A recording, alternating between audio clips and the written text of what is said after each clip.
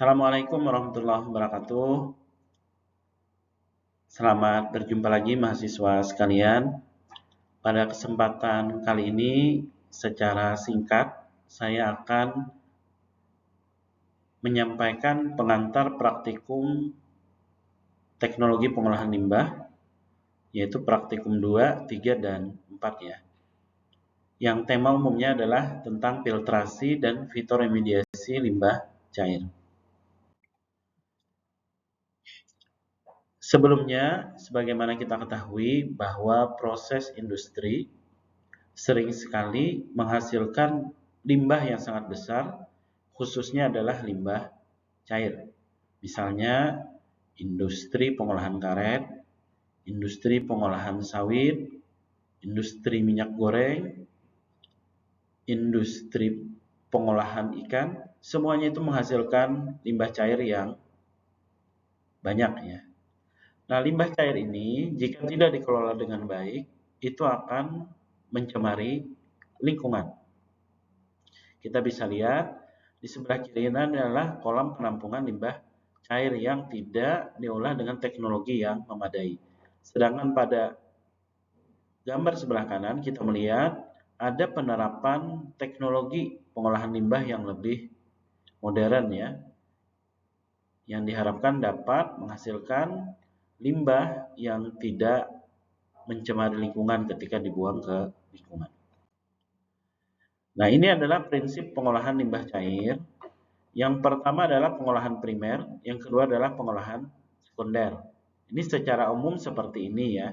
Tapi nanti di berbagai industri tentu ada perbedaan yang secara spesifik berkaitan dengan jenis limbah yang mereka harus kelola. Yang pertama pengolahan primer. Pada pengolahan primer ini intinya adalah memisahkan limbah atau partikel yang cukup besar dengan air sebagai komponen utama di dalam limbah. Jadi proses yang dilakukan di dalam pengolahan primer ini biasanya bisa berbentuk pengendapan. Jadi diendapkan limbah padatnya atau partikel besarnya, kemudian dipisahkan dengan airnya. Kemudian bisa juga dengan proses filtrasi atau penyaringan. Nah, kemudian tentu ini tidak habis limbahnya ya pada proses pengolahan primer. Ini akan masuk ke pengolahan sekunder di mana limbah-limbah yang lolos pada tahap pengendapan dan filtrasi itu kemudian diolah lagi menggunakan pelibatan mikroorganisme, bakteri atau jamur. Sehingga disebut dengan biological aeration. Misalnya minyak, itu kan tidak lolos, tidak tersaring ya. Kemudian juga kandungan gula umpamanya itu juga tidak tersaring atau bahan kimia yang larut itu tidak tersaring. Maka limbah-limbah yang tidak tersaring tersebut kemudian diolah pada pengolahan sekunder menggunakan peranan mikroorganisme sehingga disebut dengan biological aeration karena melibatkan organisme biologis, bakteri dan jamur tadi dan juga menggunakan oksigen. Nah, setelah selesai pada pengolahan primer dan pengolahan sekunder, apakah selesai? Tidak. Biasanya ada disinfektan, yaitu menghilangkan kuman-kuman penyakitnya, misalnya kaporit ditambahkan atau bahan sejenisnya. Setelah didesinfektan, baru bisa dibuang ke lingkungan. Atau ada juga yang melewatkannya pada kolam yang berisi dengan tanaman. Yang harapannya tanaman tersebut bisa membantu mengurangi limbah sebelum dibuang ke lingkungan. Nah, ini salah satu contoh juga tahapan dari pengolahan limbah cair ya. Jadi ada beberapa tahapan. Nah, termasuk di dalamnya adalah filtrasi dan fitoremediasi. Apa itu filtrasi limbah cair? Proses filtrasi air limbah adalah salah satu metode penting dalam membersihkan air limbah sebelum dibuang ke lingkungan. Proses ini bertujuan untuk menghilangkan partikel padat yang terlarut dalam air limbah seperti lumpur, kotoran organik, dan bahan kimia berbahaya. Jadi intinya adalah memisahkan partikel-partikel padat yang terlarut dalam air limbah. yang bisa dipisahkan secara fisika menggunakan penyaring. Nah, penyaringnya itu apa? Penyaringnya itu bisa kerikil, bisa pasir, bisa ijuk, atau bahan-bahan lain yang bisa untuk menyaring limbah. Ini contohnya ya. Ini mirip seperti saringan pada akuarium. Jadi ada bahan penyaring yang hitam-hitam ini filter. Kemudian ini air limbah masuk. Kemudian di bawahnya agak bersih, keluar, ke sebelah lagi agak bersih, keluar, sebelah lagi agak bersih, akhirnya keluar. Harapannya adalah air yang keluar ini lebih bersih dibandingkan air yang masuk. Kemudian ini proses filtrasi limbah ya.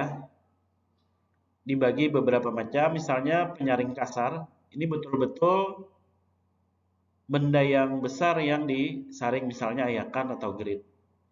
Misalnya ya, di limbah cair karet itu masih ada tatalan ya, karet yang terikut di dalam air limbah, itu disaring. Atau ada biji karet, atau ada daun karet yang terikut, maka itu disaring menggunakan penyaringan kasar. Kemudian ada penyaringan halus. Penyaringan halus ini tentu yang disaring partikelnya lebih kecil. Media penyaringnya biasanya pasir, kerikil, karbon aktif, dan bahkan membran khusus yang dirancang. Nah, kemudian ada juga proses koagulasi. Koagulasi ini maksudnya ditambahkan bahan kimia di dalam limbah itu supaya limbah itu menggumpal-gumpal sehingga bentuknya besar. Nah, waktu disaring, limbah itu nanti akan tidak lolos di saringan.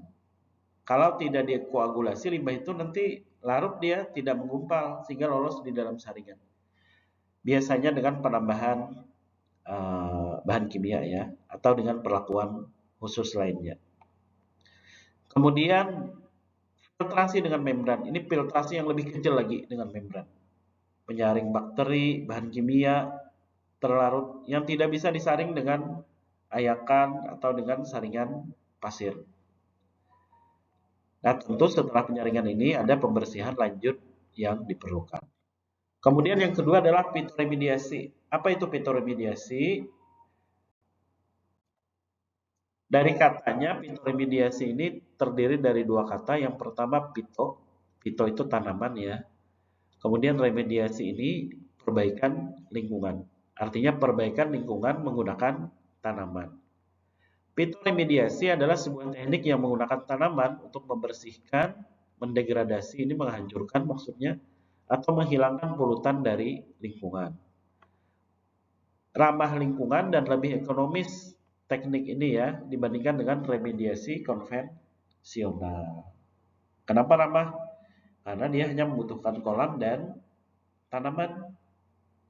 Yang harapannya tanaman ini bisa menyerap polutan-polutan yang ada di air ini kemudian masuk ke tanaman. Sering juga disebut dengan constructed wetland atau lahan basah yang dikonstruksi khusus. Biasanya di industri itu dijadikan pengolahan limbah tahap terakhir. Jadi setelah diolah, difiltrasi, diolah sebelumnya, kemudian terakhir masuk ke kolam yang ada tanaman ini. Bahkan di beberapa tempat kolamnya itu diisi ikan. Ini sekalian sebagai indikator biologis bahwa limbahnya ini aman tidak dibuang ke lingkungan. Kalau ikannya tidak mati berarti aman, bisa dibuang ke lingkungan.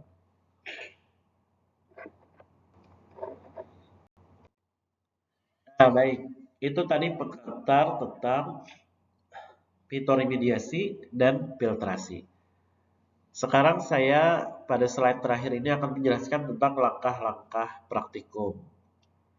Jadi pada praktikum 2 kita akan membuat alat filtrasi atau penyaring sederhana limbah dan alat fitoremediasi. Kemudian praktikum 3 kita akan mencoba menyaring limbah dengan alat filtrasi dan alat fitoremediasi. Kita gunakan alatnya untuk mengolah limbah. Kemudian praktikum 4 kita akan mengukur parameter fisika limbah cair, kekeruhan, bau, dan warna. Ini saya tambahkan pH juga ya.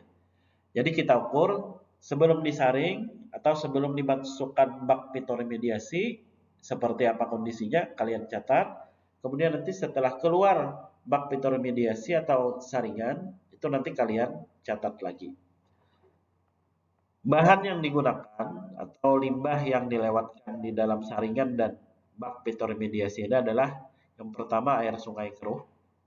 Usahakan yang keruh ya, jangan yang jernih. Karena kita ingin melihat setelah disaring itu apakah lebih jernih atau tidak.